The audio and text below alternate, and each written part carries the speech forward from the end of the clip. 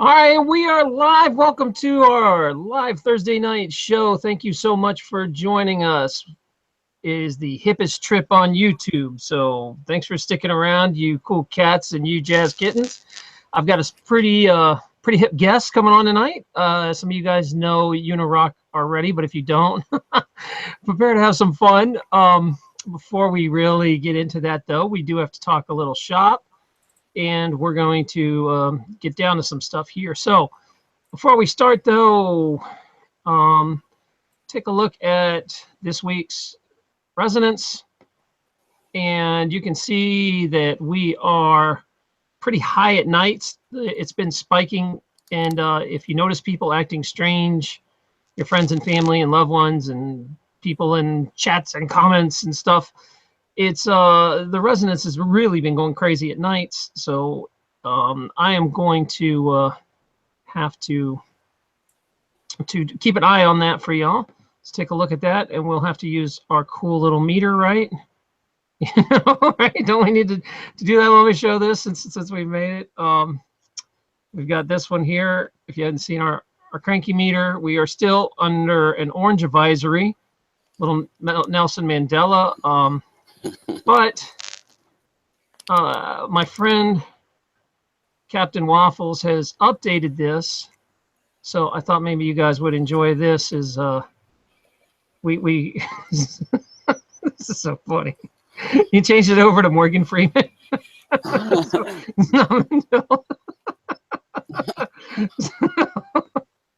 Anyway, I thought that one was really quite funny. I had to share that with you guys. But if you do notice that people are like acting weird in chat or they're arguing or whatever, remember, you guys, this is a time to practice compassion and love with each other and understanding, and try to just chill out, take a breath, and realize that the frequencies are kind of driving some people nuts right now. So that being said, in the beginning of the show, we are going to jack this show up into a nice positive area and have some fun. And there's no other perfect guest I can think of to do that than my buddy UniRock. And I'm going to give him a chance to explain how he got into this, introduce himself, and then after that, we're going to get into all kinds of deep stuff tonight. It should be a lot of fun. So why don't you go ahead and introduce yourself, UniRock, and kind of explain what your channel started as, because just like the rest of us that I pretty much have on here, no one's really just a straight Mandela channel. You were doing like UFO stories and alt news and all kinds of stuff. And then the Mandela Effect kind of hijacked your channel. So go ahead and take it from there. Yeah, buddy. Thanks for having me on. I really appreciate it. Hi, everybody. Yeah, I started out, it was like a dare kind of. I got a couple video game clips, real short, 20 seconds probably, just doing some cool shots in some different video games. And I uploaded them to Twitter, Facebook, and they went viral, semi-viral. To me, like 10,000 or 30,000. I call that viral. But so I thought, hey, maybe I can get a channel on YouTube now that I have, some views on some stuff. So I realized really quick, hey, you can just make a channel. And I dropped those on. So about maybe 10 months later, I had, thought about, I've got all these UFO clips and I want to make some compilations and drop them on my channel. So I started maybe, I want to say 2 or 3 months ago, I started bringing news, a little bit of funny stuff, quirky stuff in, and just making some videos here and there. It was like a huge learning process. I'd never even made a video. So I'd done maybe like the music for videos and I'd watched some people, but I didn't really actually do any editing or filming. So the first, maybe you can see a huge progression in my videos. I start out and everything's real basic, but I realized real fast that the stuff I'd done in programming video games, I could transfer over to videos really easily. I used to try to make video games when I was younger. I forgot to mention that, but so long story short, though, I ended up getting in the Mandela Effect really slowly, though. My girlfriend had to force it like into my face, and I'm not even kidding. I was showing her like every night. I'd show her UFO videos, and then she'd say, "Okay, you want to watch one of mine?" I'm like, "Sure." And when she'd say, "Well, it's a Mandela Effect," I say, "No, I'm not going to do it." but I don't know why. Like, I've been for the longest time trying to figure out why, because I didn't even look up Mandela Effect at that point, but it was just like something in me was telling me not to look. I didn't want to go down the rabbit hole or something. But finally, she talked me into watching a video. I don't remember exactly which one, but I saw one or two Mandela effects that just shook me to the core. You know, like when I'm sure you've all had that experience. You find one Mandela effect and you're like, wait a minute, that one, that there's something to that, you know? So, yeah, once that happened to me, it was over from there, but I still was nervous about putting out different Mandela effects on my channel. I did a documentary on it, real short thing, like, hey, this guy was Mandela and here's a Mandela effect, you know, just a short little thing. And it got a response, though. I will say that. It got more views than anything else, and more people commented and saying, hey, we like this too. So it opened me up. And I started to take my researching from UFOs and I sprinkled in, you know, Mandela Effect research. So that's what got me into it, at least in the beginning. But I ended up finding one piece of evidence that took my channel in a completely different direction. Sorry, but it was I found a Cern pamphlet, and I know other people may have, I don't know, but I assume other people have mentioned it on their channels. But I was into Cern way before I was into Mandela Effect anyway, but I always felt like they were doing something weird there, you know, like, and it was fascinating seeing the pictures of it. But before I go there, yeah, the pamphlet, I downloaded this pamphlet just out of curiosity from a Cern server, and I opened it up and I saw Darth Vader staring me in the face. So with a question mark over his head. And do you have a picture of that you could show us? Because for people that don't know what he's talking about, a couple people have talked about this. I think that Cern put out like almost like a comic book for kids explaining what they are. If you haven't seen it, it's kind of nutty what they've decided to put in there. So I'm gonna let you take the rest and show some of those pictures. Okay, well, yeah, I'll go ahead and show you the whole thing. It'll be a lot easier that way. Okay.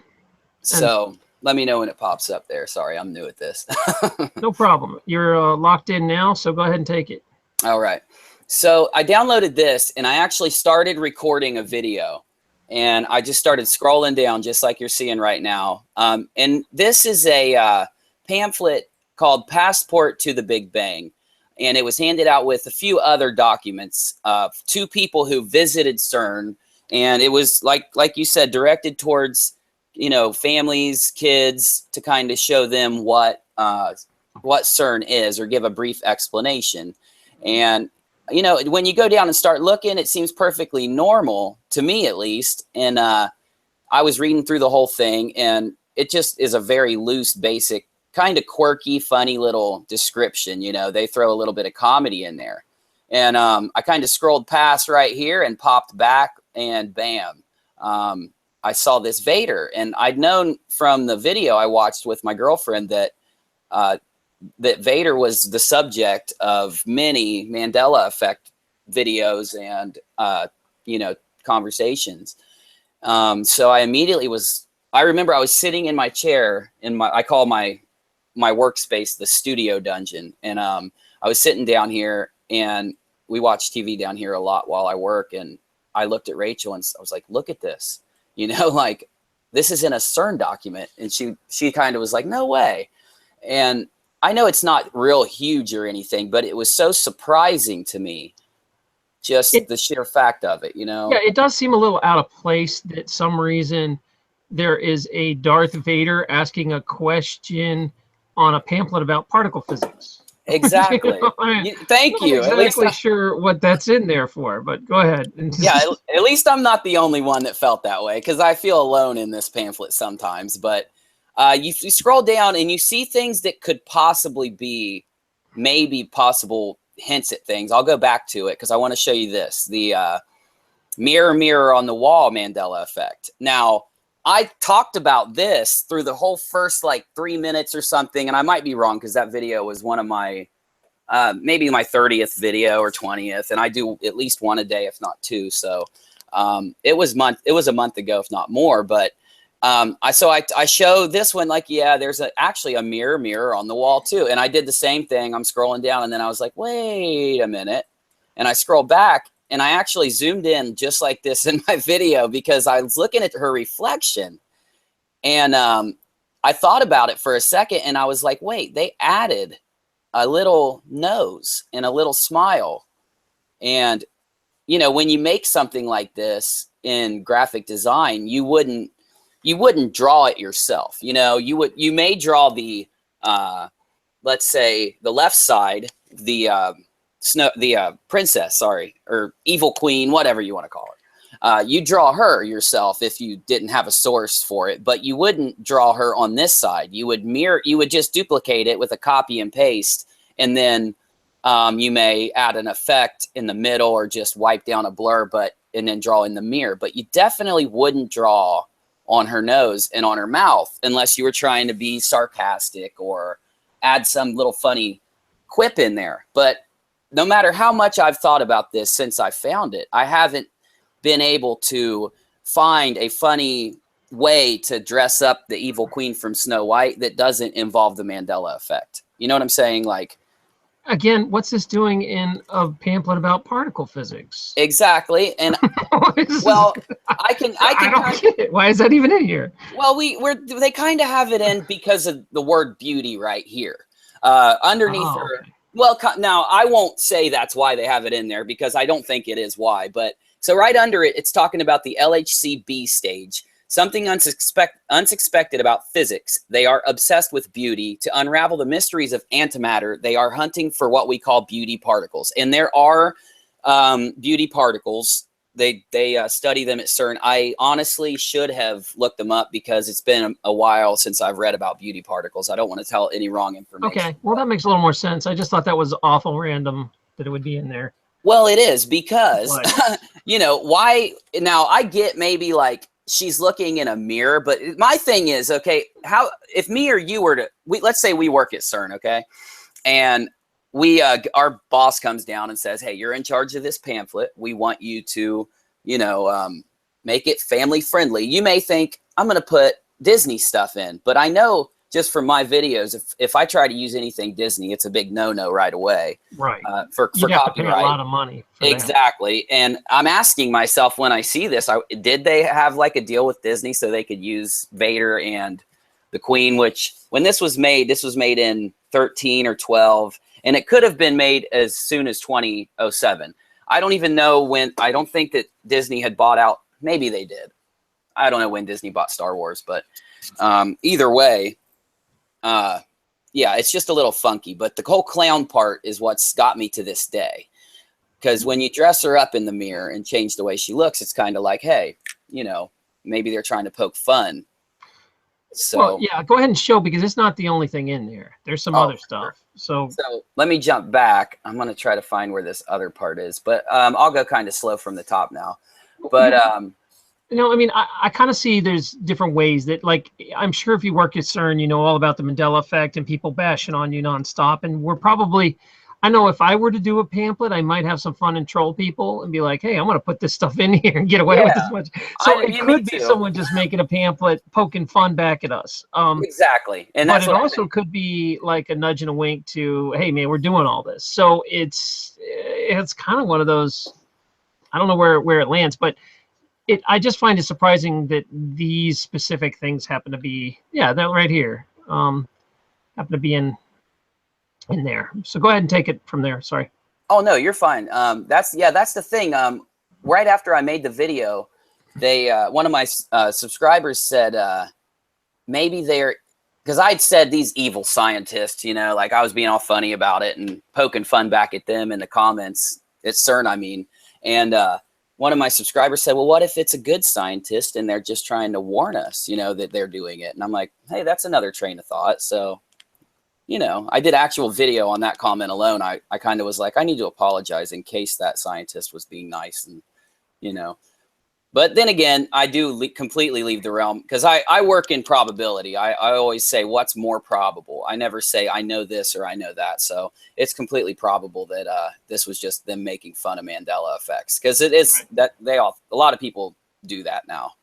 So you have there was a picture of Alice in Wonderland in there that we kind of blew by, and so you guys can go into UniRock's channel if you want to see the whole breakdown on this pamphlet back and forth. He does a whole story about it, and that is in the description. And Kate keeps posting that also in the in the chat area, so you can definitely check out that story more. But if you hadn't seen it, I thought it was kind of interesting because there's different theories about this, because Cern has come up so many times on this show, and with Cern, it's interesting to me because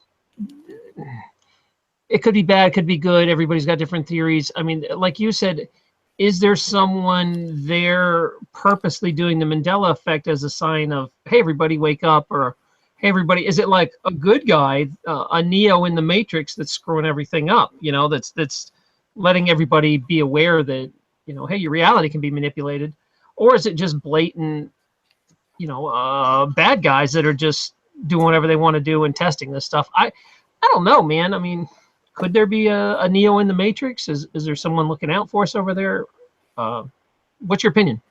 You know, like I said, I do a whole video also, so I won't go into probability, but I'm like really weird because I don't like to say yes or no to really anything until we have concrete evidence. But I will say that, you know, at CERN, there are so many scientists, you know, there's literally, I don't know the number, but so many come and go over a large period. And there's some that stay a long time. There's some that do internships for a year. So I know that if there is something that someone stumbles onto, let's say somebody sees that there's something dangerous going on.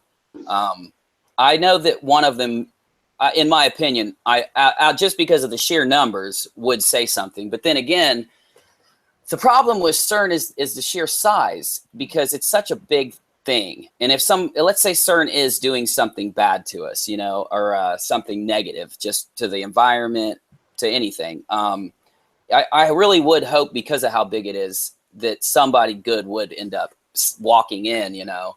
And have you seen videos where they talk about CERN scientists going missing and things like that? I have, no, I've heard people talk about it in the chat room, but I haven't watched any videos about it. Yeah, there's just been a few. So, you know, one train of thought there is you get people saying, oh, you know, there's so many scientists there, some are bound to go missing. But the count that I came up with just from doing, let's say, a couple hours of quick research, it was really hard to find out, but I came up with at least 6 that went to CERN, was there for whatever amount of time, and then disappeared. So, you know, that I don't know if that could be normal or not, you know, and when you're dealing with 50,000 people, I don't know how many of those would disappear, but and you can also imagine that all these people mesh with secret government agencies and disappear and do all kinds of stuff. So, you know, who knows? That was one theory. You know, these people disappear on paper all the time, but doesn't mean they're gone. Exactly. So that was one thing people were bringing up, you know, like, oh no, they may be being killed off because they did find something out. But then again, it goes both ways. So that's hard to guess at. But when I have so many insane theories on CERN, though, that it's like pathetic. I've sat around for a long time drawing up like different, you know, psychotic thoughts. But, you know, I feel like when you take the forces of nature into your hands to do something, it's probably one of the most, I guess, important or serious things you can mess with, in my opinion. Like nuclear testing is really drawn in a parallel with CERN, because, you know, a nuclear bomb, the forces inside CERN are, if not greater than, they're at least as destructive as a nuclear bomb. And they've had to literally contain the energy and the heat from that into their system. So, you know, could CERN, or the other strange thing is we always talk about CERN. There's literally a particle collider. I forget the number, but within X amount of miles next to pretty much everybody that lives in a populated area. Yeah, that's what people forget is there's a lot of ones that don't really even hide. I think there's one in Chicago and Austin, and they're all over the place. And someone was telling me they're connected in live time and they work together. I've thought about that. That's a crazy, awesome theory there. But when you're, there's also a group of people who will really not like you for saying bad things about CERN. I've had emails from people who are like, "Oh my gosh, dude, you got to let the CERN thing go. Like it's bad. You're getting bad on it. But then again, that you get that with anything. But in my opinion, though, like in Texas, they have a particle collider literally right under the highway. When you drive from Houston to another town, it's not even that deep also. And then, like the pamphlet I showed you, people ride bikes right over it in Switzerland. So how dangerous are they? I don't know. But I don't know.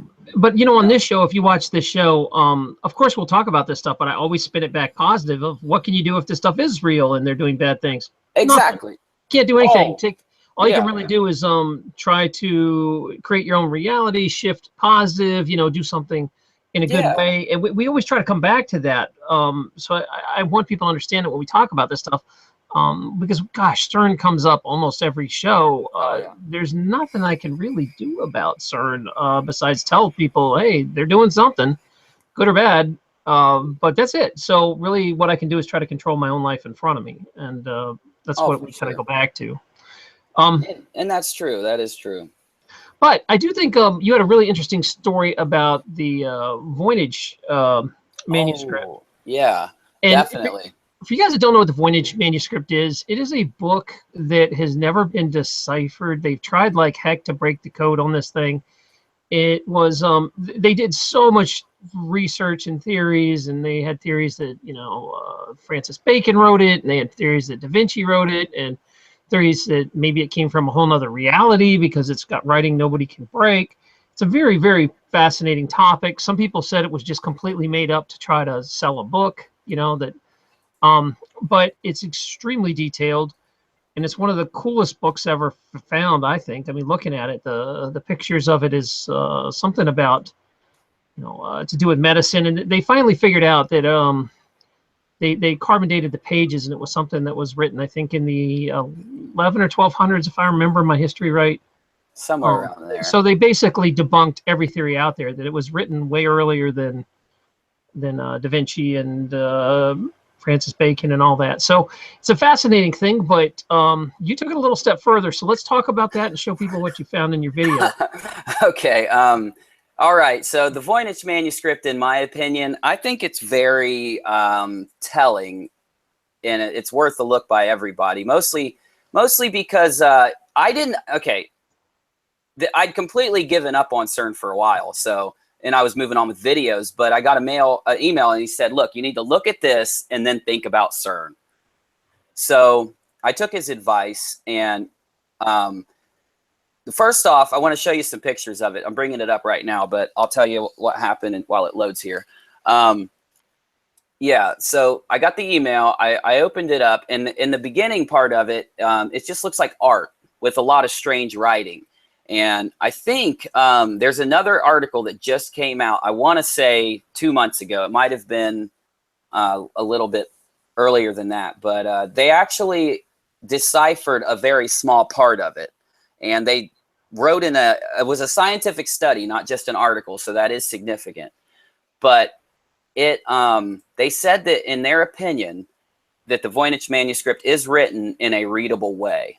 I might be saying that wrong, but what I'm trying to say is that it is an actual something that can be translated, because a lot of people want to say that it's, it's a, just like you said, it could be just babble or fake. But even if it was written in 1100 or 1500, whenever they say it is, one train of thought says that it could be fake. And when you do look at it, at the pictures in it, it tells such a crazy story, but it does have these flowers and medicine references also. And I really wish that we could know what it said so bad. Yeah, I mean, to me, part of it looks like it is a book for how to make medical herbs and, tinctures and how to treat people, like sort of a health book back then. But some of the plants look very otherworldly. Like, you know, could this thing be from a different reality that somehow got here? Yeah, I don't know. Or is it that just the way they did art back in the, you know, 1200s? Was nothing really represented back then the right way? I don't know. Well, and they've got a lot of people going through pipes. I'm going to show it to you guys. It's just probably going to take another minute to load. It's really big. Really oh, that's okay. You can just do the pictures. snapshots if you want. You don't have to show the whole thing.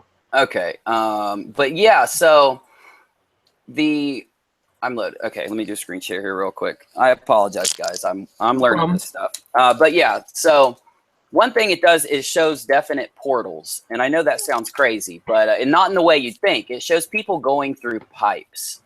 So let me well, maybe they were just fans of Mario. I don't know. Exactly, right? Maybe back in the day, original.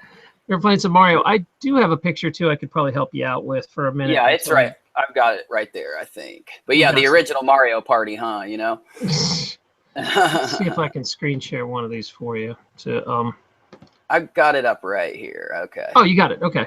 Yeah, yeah. Can you see me now? Yeah, but I was actually trying to say like this one here where you were comparing the two. Oh yeah. These shots that were kind of interesting. That there's pictures of that are kind of looking sort of Cerny. You know, there's a couple pictures here and there that look a little different. And yeah, and definitely. I don't know if you want to talk to people about what you showed in your video, because that was fascinating to me too. Is since we're talking about Cern, we might as well show this stuff, and then we'll move on to some positive stuff and jack up. But this is pretty interesting that these old pictures, little side by side there. If you guys want to see that. Okay. Yeah. Go ahead and. But go ahead and I'm going to give you control and do your thing. All right. So I'll go ahead and do it the way I did. But yeah, let's look real quick right here at actually that's. Dude, I'm sorry, but my stuff is not working. I'm glad I had those. Yeah, definitely. Go ahead and pull up your share real quick. All right, I'll stick this back up there, and you can start talking about that. The fun of live stream YouTube streaming, everybody. Here we go. All right, let's put this back up. Darn it, I closed out most of it, but go ahead and start talking about that one. Okay. And so if you look on the left here, okay, you see that we have like a long blue drawing. So this is an actual page from the Voynich manuscript where it's just a weird little picture here. And on the left we have, can you still see it? Because I got an issue. There. Sorry. There You're okay. That's okay. So yeah, so we have these blue longer lines, and in the middle of the blue longer lines, we have these shorter, different colored ones. But when you compare this side by side, and this was the first picture I saw, but you see that there are longer followed by shorter, longer followed by shorter on the right on this picture of Cern. And in the middle of almost all these, they represent the exact thing that I'm showing you also. So they've got these little, little dots in the middle. And then when you see other pictures from the Voynich manuscript, you actually see little stars drawn all over the outside of some of the ones that look like the actual particle collider. And also I've shown one that actually has a lot of stars where it looked like a collision. So that's very interesting also. Unfortunately, like I said, I can't bring it up for you right now, but yeah, I'll show you the other one I have. Okay. Which is, I believe, this one. Hold on one sec. The joys of YouTube. And here we go. That's okay. We're still getting our point out there. That's all right. Well, they are very interesting. He has a wonderful video about this, by the way. So if you want to go to his page and check all this out, I just thought it was interesting because the Voynich manuscript is so interesting to me. It feels like a book from another reality almost. And then. Oh, for sure. No matter what they did, no matter how they drew this thing, they were trying to show something. Like the last thing on my mind is that they just were messing around or that it was fake. So yeah, with the picture you see now, you actually see two blue like lines on the left and then one green line. Two blue lines, one green line. And this is actually straight out of my video. But you can see right on the right side that they have there's two bars, or I don't know what to call what I have circled in blue, you see 2 and then 1, and it does the same pattern all the way around it on the picture on the right as the picture on the left. And then the craziest part about this one is that on the very ends of the bars, you see the wire, and at the base here where you see the wire, almost what I said in this part of the video was it almost looks like when this guy drew this picture, he was looking at this thing on the right. And I know that's a little bit of a stretch, but in the middle, there's another little star, and that would be where the collision would take place. And then there are little tiny dots that's drawn in all over it also. But could you just imagine if you could read what's written on the side of all these bars and then circling it? It would be so interesting. I wouldn't care what it said. I just want to know what it says, you know? I like the mystery of a book that never, that the best minds in the world can't even decode it. Yeah. I love it. And then I'm going to throw this last one up. And now, guys, remember, like he was saying, we're not trying to like say everything's a Mandela effect, but this one's really interesting. It's worth talking about. Let's throw it up. And it does have a lot to do with the Mandela effect, just because when you take something from Cern and you say, and I'll explain that in a second. I don't want to go too far. Let me explain this first, though, because what I was about to say takes a second. But yeah, on the left here, this was a fan. This one looks like a fan on the left, what they drew. And on the right, you can see it does match a part of the collider. Now, the thing that really got me about this one is I don't know what all these lights are on the right side on the collider, because usually you don't see that at CERN if you look at some of the pictures. But a lot of these little dots, you can see them represented in this picture on the left. And you can even see like where I drew these blue fan edges, I guess, I don't know, on the right, you know, these blue little shapes. You can do this on the left and actually make the same design the whole way around. But the thing that really gets me about the Voynich manuscript on this page is just that when I see, this is one of the ones I was mentioning earlier, you see the stars on the outer part, and you can see the stars on the sides of the fan also. And to me, that was just so interesting because, like I said, this picture I wasn't even going to use it. But then once I stared at it more and more and more, I said, you know what? This one has to be included. It could be. Now, like, I do want to put a disclaimer up. I'm like the king of disclaimers. I'm just showing you something that I thought was really, you know, fun, really awesome. And that maybe if the stars align just right, you know, maybe this could be what I'm trying to say it could be. So. All right. And if you, UniRock, you might want to stop screen sharing. You're still screen sharing your. Am I? Oh shoot, man! I apologize. No, that's okay. It's a little bit. I'll get used to this someday. So. Yeah, that's it. Is, you know, here's the deal. You guys are big boys and girls, and I like to explain all kinds of things on here to just throw ideas out there. And I've always found the Voynich thing so interesting. And that you went through all the trouble to go through and compare pictures, because it's a big manuscript. It's no joke to dive through that. The chat room keeps asking me over and over also to compare the CERN to the Mayan calendar. And I know I don't have any pictures of that pulled up right now, but if you look, the Mayan calendar disc at the end of time, it also sort of looks like the CERN wheel. That's been a theory for a long time too. I saw balance it around. What's your opinion on that?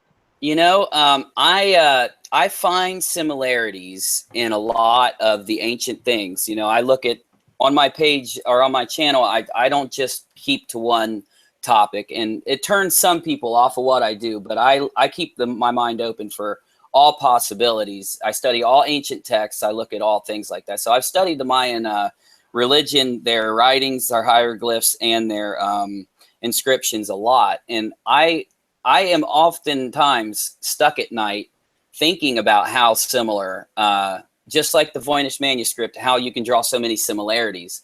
And I do want to say, though, like, if there was something that happened in our lives, our timeline, or just our reality, I guess, to sum everything up, if something major did happen and the ancients could connect with that in some way, like reach up into the astral range and just kind of like, you know, I forget the word I'm trying to say, but if they could pull something from what would happen at the end days or end of the world. I feel like we're being told something, and I know I don't want to go off and just try to seem like one of those crazy people, you know, but I am a crazy person, so it's okay.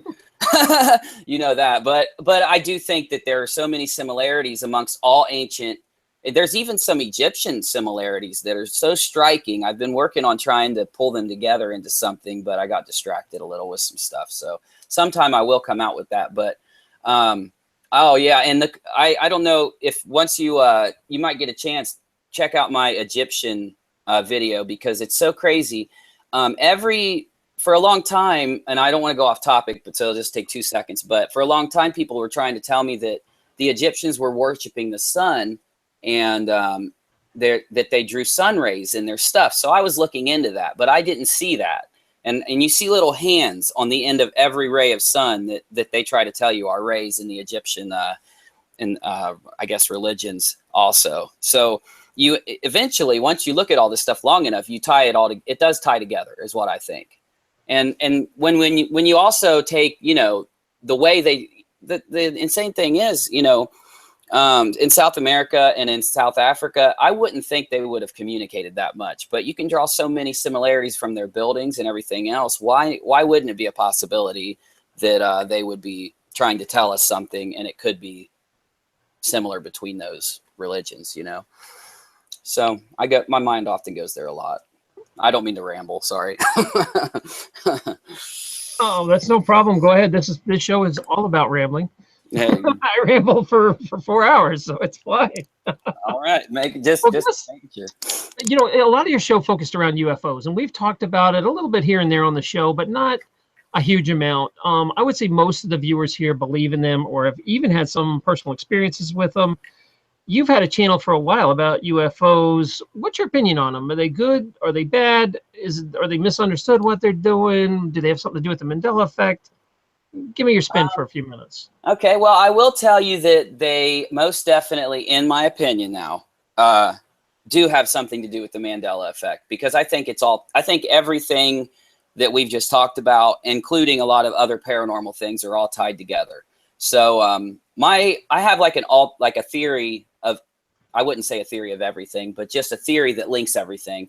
So anyway, UFOs, you know, you see a lot of, and I've researched many sightings that all have the similarity of morphing UFOs or changing. You know, you never see one just kind of fly, any real one, by the way, because another huge part of what I do is debunking fake things. So if I see something fake and someone's trying to tell a lot of people this is real, I'll come out and say, well, this is why I think this is fake. So you'll see a major part of UFO sightings that are made to look like something flies in and then flies away, and that just looks completely normal. And I'm like, well, you know, this was done with After Effects or however. But on sightings that I've deemed that are credible enough to warrant research, I do think that so many of them morph, or they change shape. Their lights change. And if you have seen a UFO in your real life, the couple that I've been fortunate enough to see all did those things.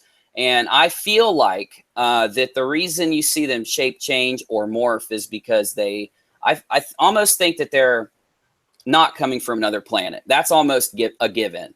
Now, if you were to travel from here to Mars, you'd have issues going any speed, let's just say like to what we can do now, or 3, 4, 5 times that. You'd have issues just any little thing bumping you and destroying your mode of travel, regardless of what it is. So your only option is either to travel by warp, I guess, or bending space-time to do a wormhole, or however that is described.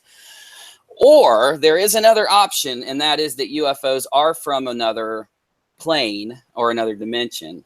And a lot of ufologists won't go that route. Now, you see many ufologists, not just on YouTube, but just in the world, who look at UFOs and they'll say that it's impossible for them to come from another dimension. And that's why I include all these things when I do my research, is because if, let's just say, you know, by some random chance CERN is doing, we know CERN is actually looking to see if there are other dimensions, but let's say that's all they're telling us and they've gone farther. Any particle collider is doing that, any group of researchers. And let's say that UFOs can't travel from point A to point B through space without destroying themselves. They would have to come from another dimension, in my opinion. Now, whether they're good or bad, I do think that they're observing. And I think that leads us towards good just a little bit, because if they're not coming down and already, you know, beating us up or killing us a lot, which I don't think they are, then that's a good thing right from the start.